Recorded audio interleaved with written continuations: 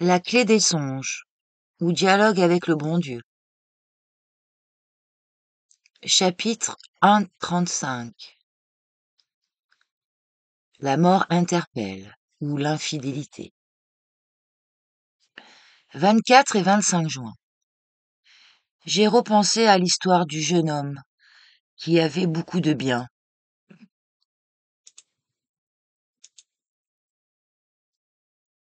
Et qui s'en alla tout triste, de ne pouvoir suivre Jésus, qui l'avait appelé à donner ses biens aux pauvres et à le suivre. En relisant il y a quelques semaines à peine, je me suis dit, quelle chance extraordinaire qu'il a gâchée à cause de quelques malheureuses maisons de terre qu'il avait et qui le possédaient. C'était chose entendue, que si j'avais été à sa place, ça n'aurait pas fait un pli. J'aurais tout lâché sans y réfléchir à deux fois. Dommage que Jésus ne soit plus dans les parages. Je suis alors resté bien en surface du récit évangélique. L'appel de Dieu, que ce soit par le ministère de Jésus ou de toute autre façon, vient sans nous avertir et nous prend au dépourvu, dans la vérité de ce que nous sommes. Et notre réponse nous révèle, comme rien d'autre ne pourrait le faire. Il y a d'autres richesses que des maisons et des terres et des comptes en banque pour nous posséder. Chez moi, depuis les débuts des années 50, et de plus en plus, à mesure que j'amassais mes biens, ça a été mon œuvre de mathématicien qui me tenait.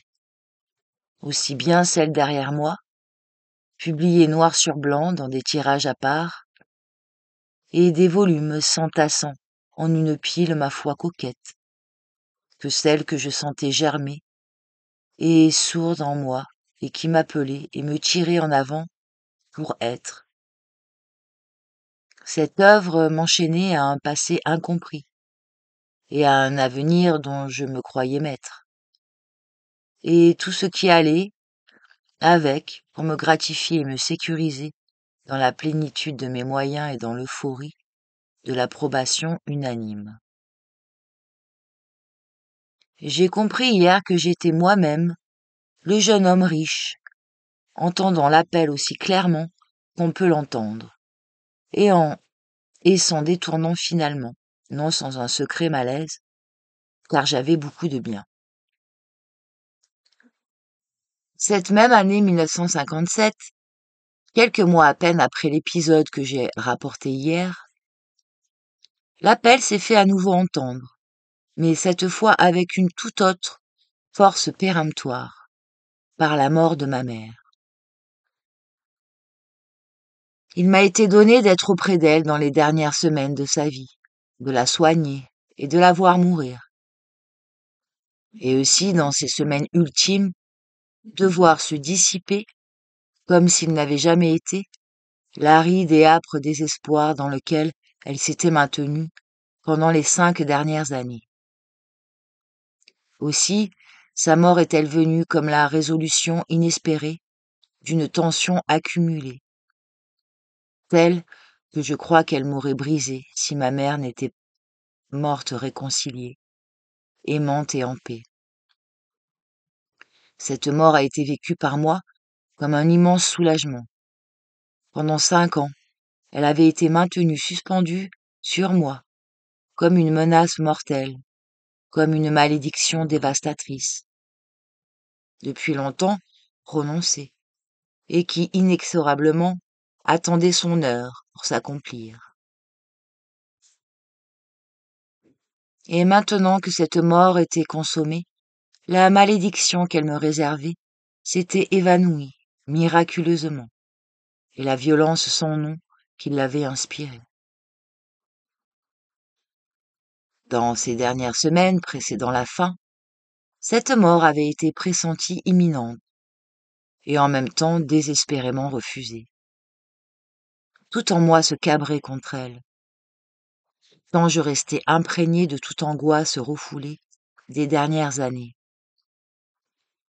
Mais une fois l'impensable consommé, et le premier choc passé, dès le lendemain, après le sommeil nécessaire accordé à un corps vidé par l'éveil, ce sentiment de soulagement, d'une libération inespérée, me remplit tout entier. Et dans ce soulagement immense, dans cette joie de la délivrance, il y avait une reconnaissance et une tendresse pour celle qui était morte. Que ce dernier acte de sa vie ait été, non un acte de malédiction et de haine, mais inespérément acte de réconciliation et d'amour. J'ai accepté alors cette délivrance soudaine, comme un don inespéré que la vie me faisait.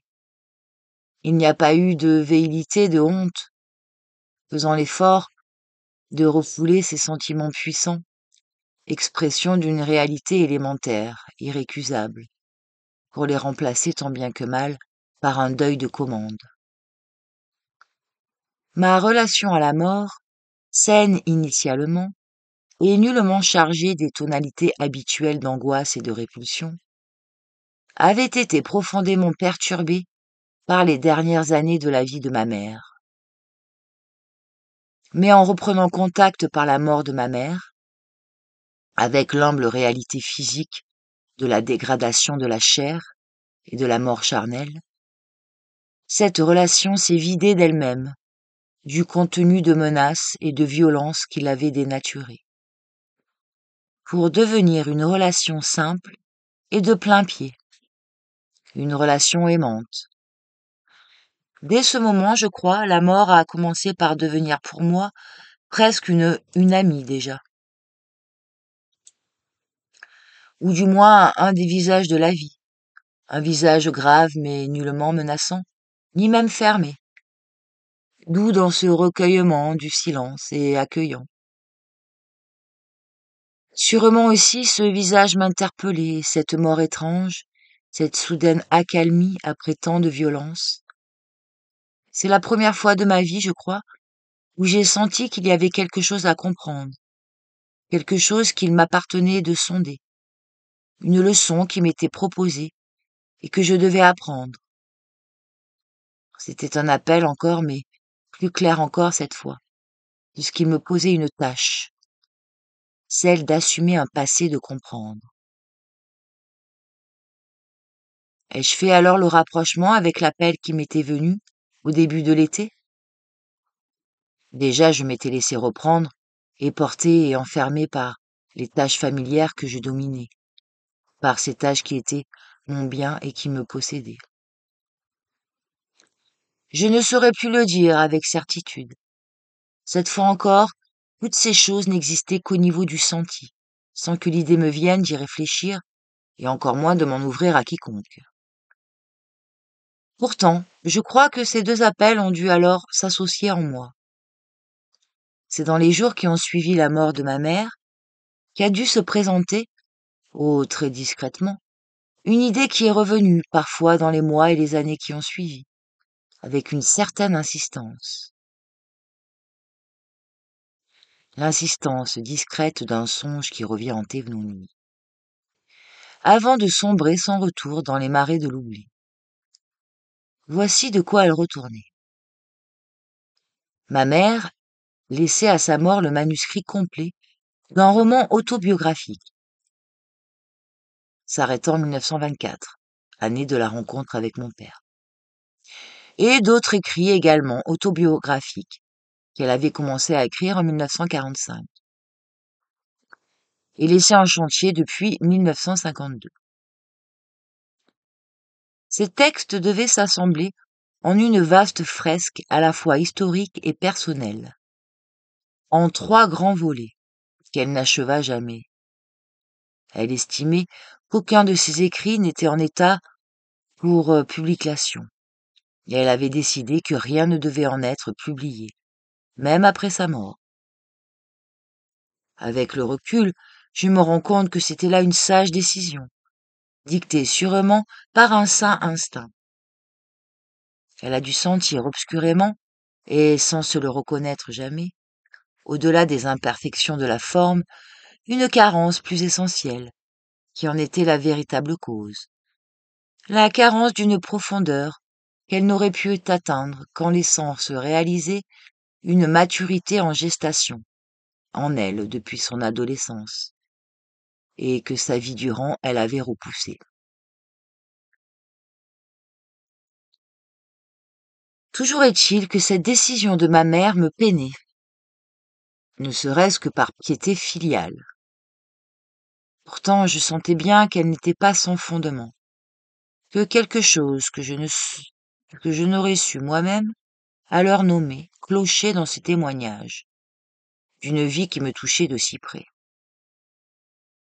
Témoignages déconcertants, pour moi plus que pour quiconque, par une sorte de sincérité impitoyable et qui laisse sur sa fin, faute d'atteindre à la qualité de vérité, sauf en quelques rares instants.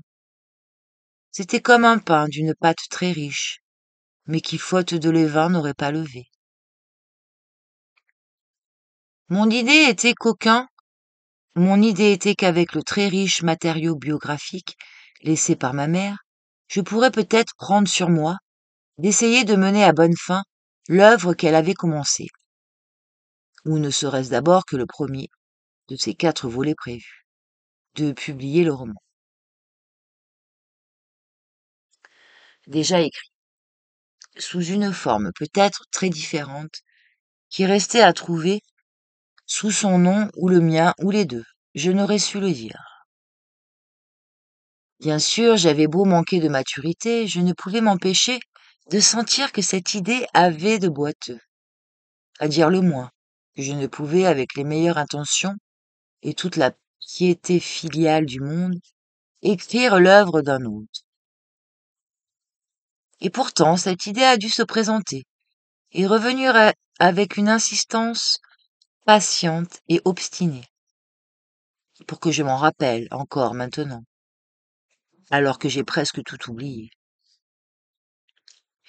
Prise au pied de la lettre, elle me frappe même comme franchement absurde, comme folie, à tel point que je m'étonne maintenant que je ne l'ai pas renvoyée comme telle, qu'elle ait gardé sur moi une si tenace attirance.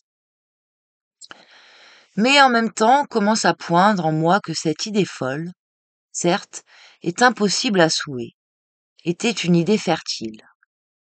Mieux même, c'était l'idée entre toutes, qui à ce moment avait la qualité particulière qui aurait pu me faire secouer la torpeur spirituelle qui m'avait reprise et reprendre contact, par une tâche précise, avec la mission informulée, qui reposait en mes profondeurs, et attendait que je lui donne l'attitude de prendre corps et de s'exprimer. Ce qui rendait l'idée si folle, c'était cela même qui lui donnait aussi sa force. Toute la force de mon attachement à ma mère, de l'admiration que je lui vouais, du désir en moi de pouvoir la servir par-delà sa mort. Par un travail qui perpétuerait sa mémoire. Et ces motivations puissantes ainsi sollicitées n'étaient nullement à l'heure. Il n'y a aucun doute que si j'avais eu la fidélité de suivre cet appel, et que j'empoigne à bras le corps et de tout mon être cette impossible tâche, cette tâche folle, celle-ci se serait transformée au jour le jour par ce travail même. Elle se serait révélée comme le chemin que Dieu me proposait. Alors, pour susciter et faire se déployer mon propre devenir embryonnaire, ignoré, non né encore et qui demandait à naître. Et ce travail qui m'appelait et me montrait le chemin de mon propre être, de mon propre devenir, il m'était destiné comme une bénédiction pour moi-même, certes, mais aussi pour ma mère qui venait de mourir. Non, certes, comme dans mon ignorance je l'imaginais pour perpétuer son nom et le glorifier devant les hommes, comme elle-même, sans se l'avouer, avait voulu le faire. Mais pour l'aider de quelque mystérieuse façon, au-delà de la mort, qui avait transformé son existence terrestre en une vie autre, à assumer dans l'au-delà ce qu'elle s'était refusée à assumer ici même, et par là à faire s'accomplir en elle son propre devenir, bloqué par elle sa vie durant. Cet appel, je le vois maintenant très clairement. Reprenez et précisez le premier appel, que j'avais éludé, à la perplexité qui était alors restée en suspens. Quoi donc vais-je donc écrire? Si je me déclare écrivain. Il donnait une réponse. Rien qu'avec la vie de ma mère, j'avais du pain sur la planche, plus qu'il ne m'en fallait. Et cette idée folle et absurde pour une sagesse superficielle était en vérité une idée géniale et providentielle. Si géniale et providentielle, même que non seulement à ce moment-là, mais dans les 20 années encore qui ont suivi, j'aurais été bien incapable de la concevoir par mes propres moyens. À vrai dire, je ne la comprenais pas. Je ne comprenais pas le sens derrière qui se pouvait apparaître comme un non-sens, et qui pourtant continuait à me hanter, comme un songe absurde, tenace et lancinant. Après quelques années, le messager patient et bienveillant a dû se lasser. Ou plutôt j'étais à tel point accroché et installé dans ma léthargie que ce n'était plus la peine de parler à des oreilles si endormies. Le travail que Dieu m'avait alors proposé, j'ai fini par m'y mettre en août 1979, par un tout autre biais. Ça a été une méditation dès le départ, une méditation sur mes parents, au lieu de partir sur l'idée d'un roman, lequel roman aurait bien fini par se transformer en méditation, chemin faisant, et par me faire découvrir ma mère, pour commencer, telle qu'elle était vraiment, et le sens de tant de choses éludées que sa mort évoquait. Je ne me rappelle pas que pendant la longue méditation d'août 1979 à octobre 1980, l'idée m'ait effleuré jamais que j'étais en train, en somme, de faire un travail qui m'avait été offert 22 ans avant, et que j'avais alors repoussé. C'est à l'instant seulement, en évoquant comme malgré moi une certaine idée saugrenue depuis longtemps oubliée, que pour la première fois se révèle à moi le sens caché, derrière le non-sens apparent. Ce deuxième appel qui eut lieu en cette année mémorable, appuyé par toute la force de l'expérience indélébile des dernières semaines et des derniers moments de ma mère, et par toute la force du lien qui m'unissait à elle, et que sa mort ne pouvait qu'approfondir, m'apparaît à présent dans toute sa pressante acuité. Cette fois, toute l'angoisse enfin dénouée de 5 années que je venais de vivre, et tout ce que ma mère représentait pour moi, et tout ce que j'avais écarté et refoulé hors de ma vue, était englobé dans cet appel.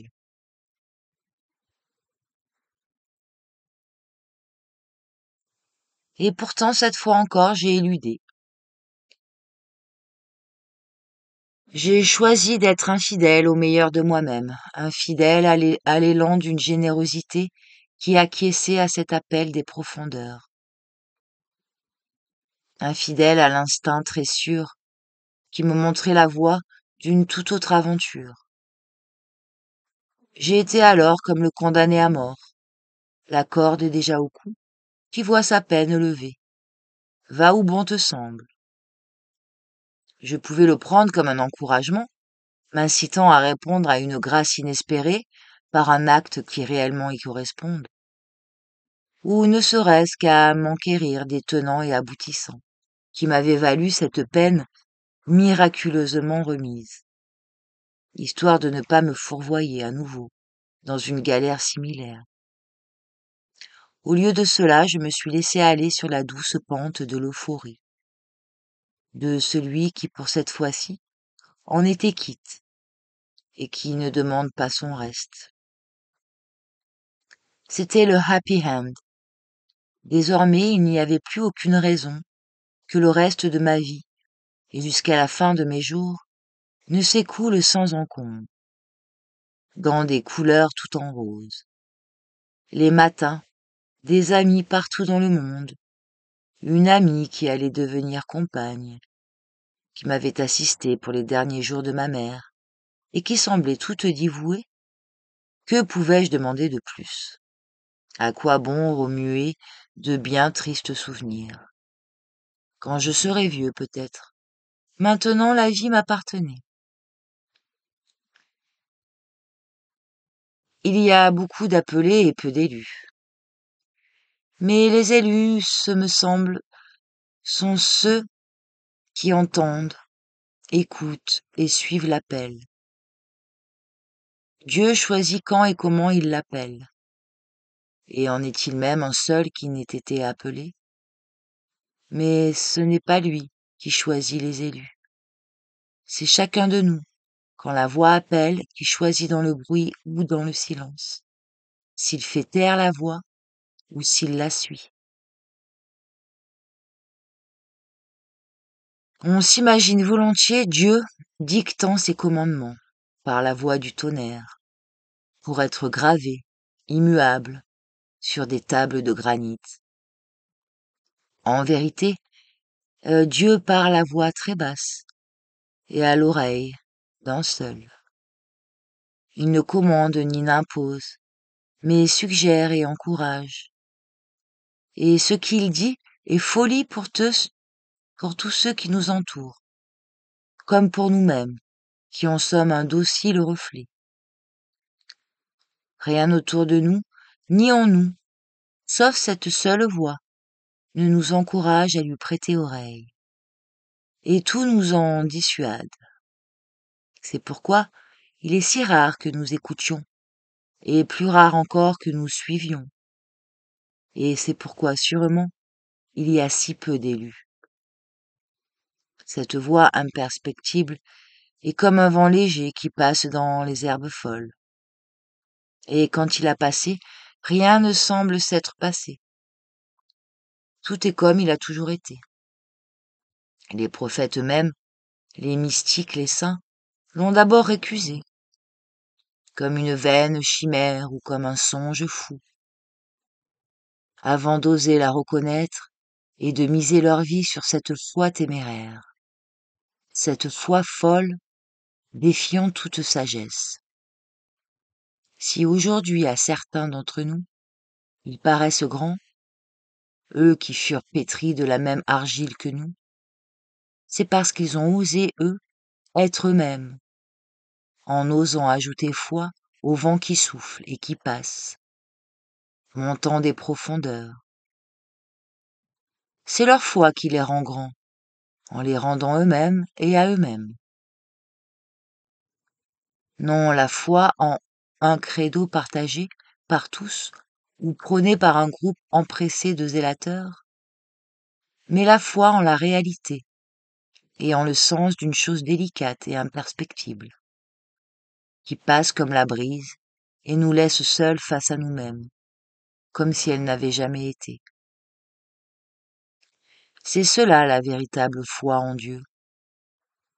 Alors qu'on n'aurait jamais prononcé son nom, c'est pourtant elle. C'est la foi, en cette voix très basse, qui nous parle de ce qui est, de ce qui fut, de ce qui sera, et ce qui pourrait être, et qui attend. Voix de vérité, voix de nos visions, nous sommes et devenons pleinement nous-mêmes, quand nous écoutons cette voix seulement, et avons foi en elle. C'est elle qui agit en l'homme, et le fait s'avancer, et l'anime sur le chemin de son devenir.